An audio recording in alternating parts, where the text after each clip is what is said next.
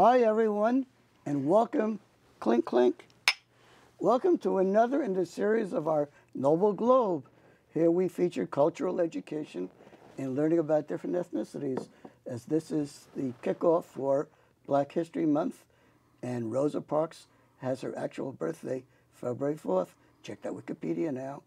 We're going to mention a little bit about her, and we have as our special guest today is Professor Jean Moule from Oregon State University. Which department? College of Education. Education, we all went through that. Yes.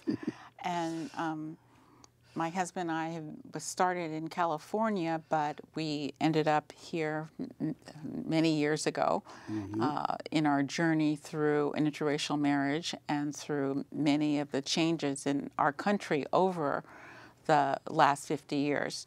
Indeed, it's been good. We are born as a young woman in the South. We moved very quickly. My family moved us very quickly to New York City.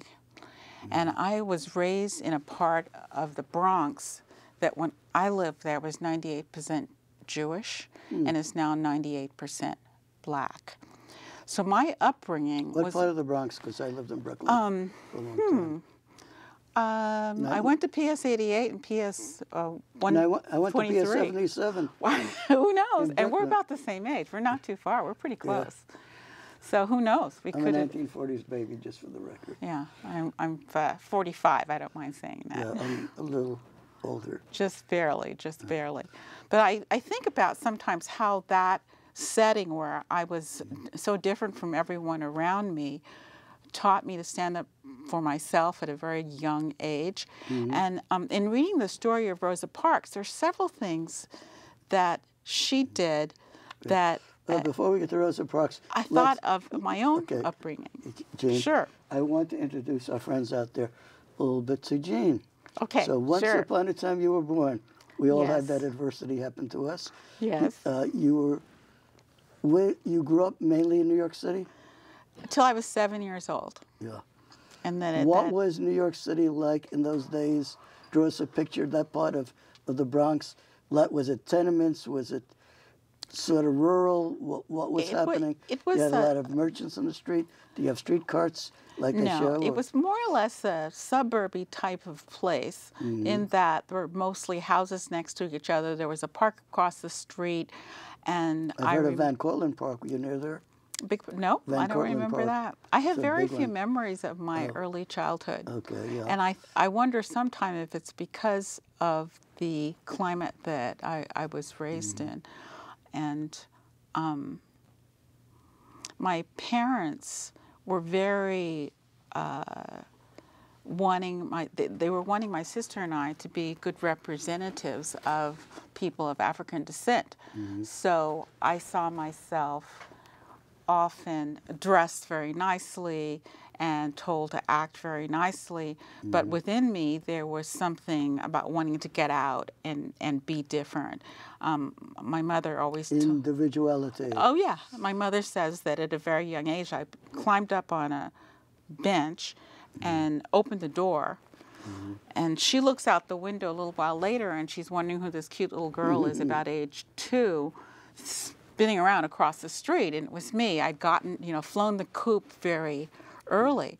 Explorer, but I was exploring, but I was reading, Rosa Parks said that she never suffered any physical assault where she didn't think about the retaliation.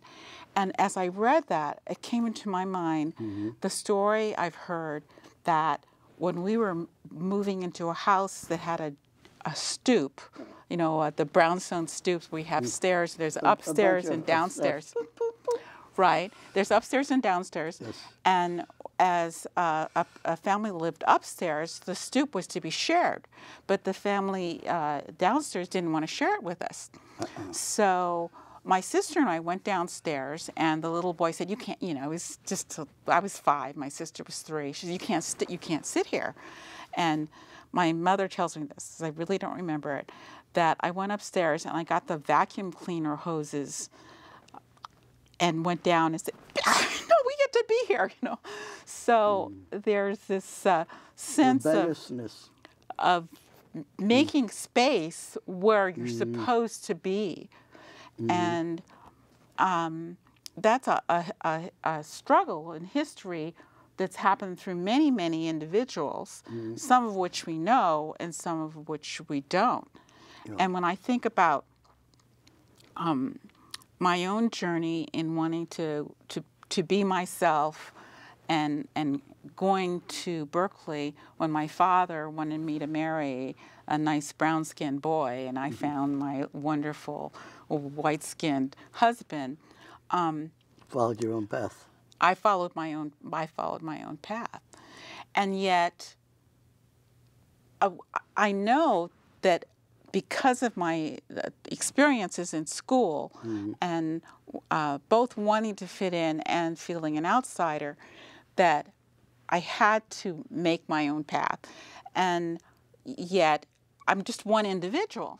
Right. And Rosa Parks was just one individual who stood up. That made a big difference. That made a huge difference. Yeah. But she's an icon for thousands of people. Well, she's an icon for dozens who did things very similar that she did, that weren't arrested, weren't seen as the motivator for the boycott that happened right away. So we know her and we treasure her and we name streets and schools after her.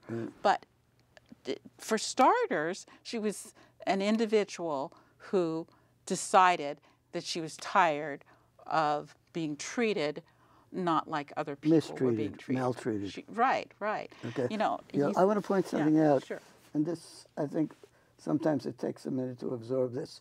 If you think of all the people in our lifetime who've made the front pages as icons, as people who made a difference in social change, just in the abstract sense, almost all of them either had titles of elected office, appointed office, or sometimes were leaders in churches like Dr. King was, or on the other side you have Jerry Falwell and Pat Robertson, but these were designated leaders in the hierarchy. By contrast, Rosa Parks had no particular title. She was a seamstress. That's right.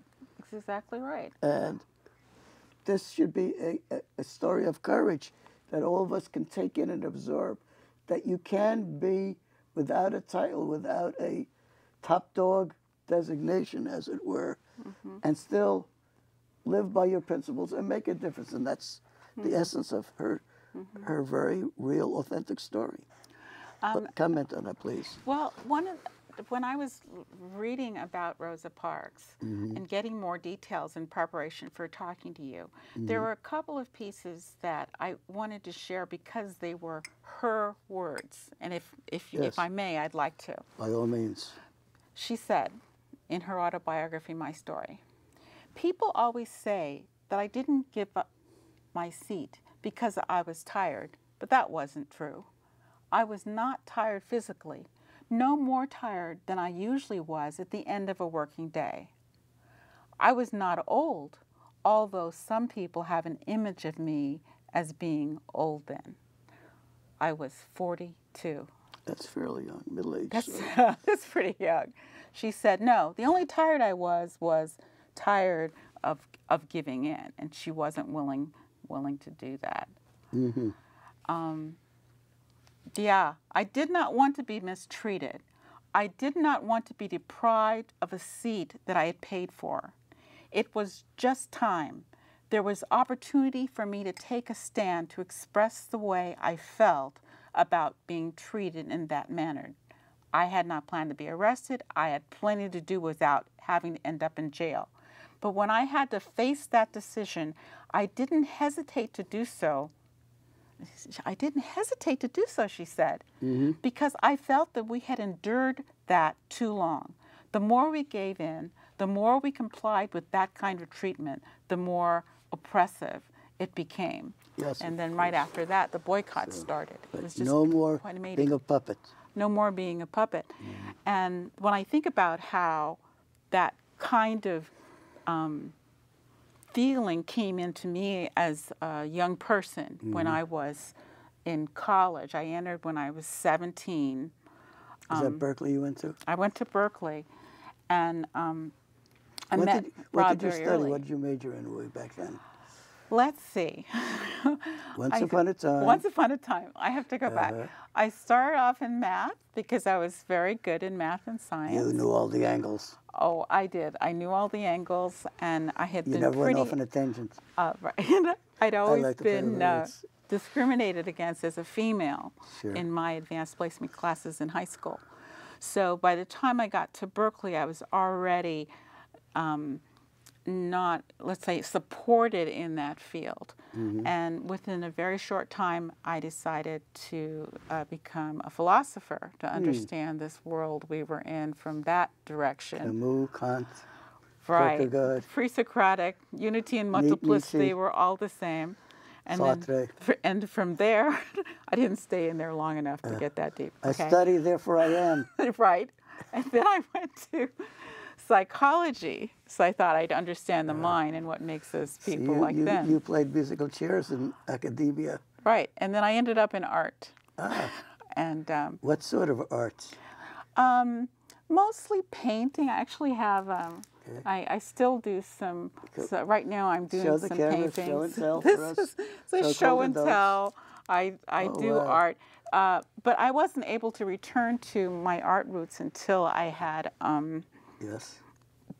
I'm a emeritus now, as I was working as a professor, probably 50, 60 hours a week, and now I just teach a little bit. One of my favorite classes that I'm still teaching is called Sundown Towns, a hidden dimension of Oregon's racism. And when in other words, here I am, finally finish my official job, have some time, what do? I stay in that,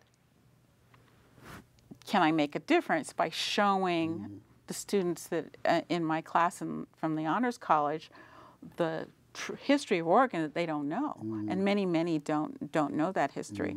Jim Lowen, Authors of Lies, my teacher told me, and Sundown Towns, A Hidden Dimension of America's Racism, is a friend and colleague of mine, and it just the very facts explode most people's understanding of our I want to ask an atypical town. question, because right now a lot of the focus is on the immigrant issue and so-called illegal immigrants from Mexico and Central America coming across the border, some for economic reasons, others for oppression, because there's a big shooting war with the drug cartels down in Mexico, and some people's lives are in danger, and they're really essentially refugees. Is there a very different way that an African American experiences bias as contrasted with a Mexican American or a Latino? Have you had any feedback on that? Have you touched on that issue at all? Perceptions are different. The reactions are different. Right. It's something you want to tackle, really. Sure.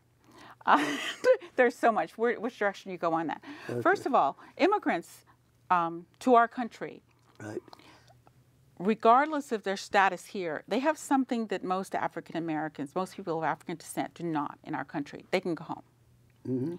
Where for us of African descent who were originally brought here, we can't go home.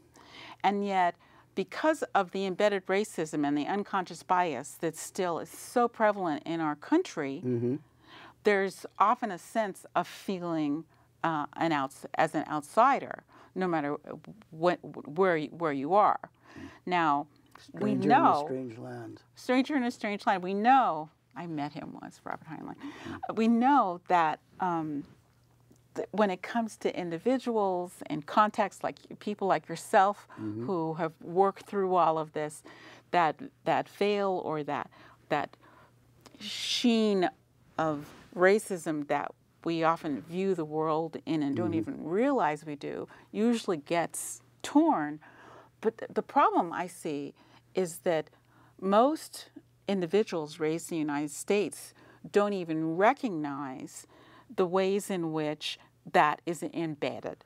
One article that I have that is one of my favorites because I finally, when I was on sabbatical, I finally took it and did it, was called Understanding Unconscious Bias and Unintentional Racism. Mm-hmm. And the basis of the article is that well-intentioned, well-meaning people don't recognize that they might have an unconscious bias, and that even though they mean well, they may portray unintentional racism. Mm-hmm. I'm trying to think of what would be the best example to talk about. There's so many different ones. I looked at the research that showed it, and there's a very old study. Jean, are there any kind of... I could go on. Yeah. Are there any kind of measurements or tests that could give almost like a pulse reading of a degree of bias? Yes, there is. You know, like I used to work in the pain management field, for example, and they would often ask the client from 1 to 10, how intense is that pain? And that gave the medical personnel an opportunity to feel what they're emotionally experiencing. Right. And I always send my students and people who are interested to the implicit association test. It's called the IAT. And if you Google IAT, you'll come up with it. And it's from teaching tolerance, and it's been used with thousands and thousands of people, and it's called Uncovering Biases. And it's actually a test you can take online that will help you see your unconscious. How long does the test go? 15 minutes? 10 minutes. I mean, and you could take a whole lot of them. Check it out online. I think I can take it myself. Yeah. I like to find out where I fit in. It's very good. Scheme of things. And I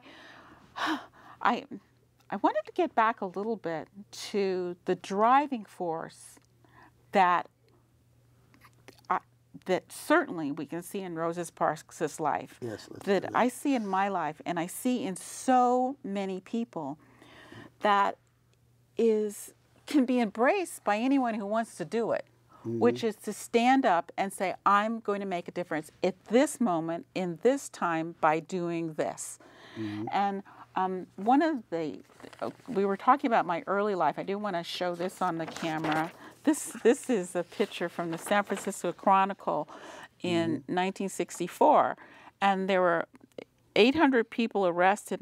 Robbie and I are sitting under the table. This is before we even married, and we were followers who we weren't leaders.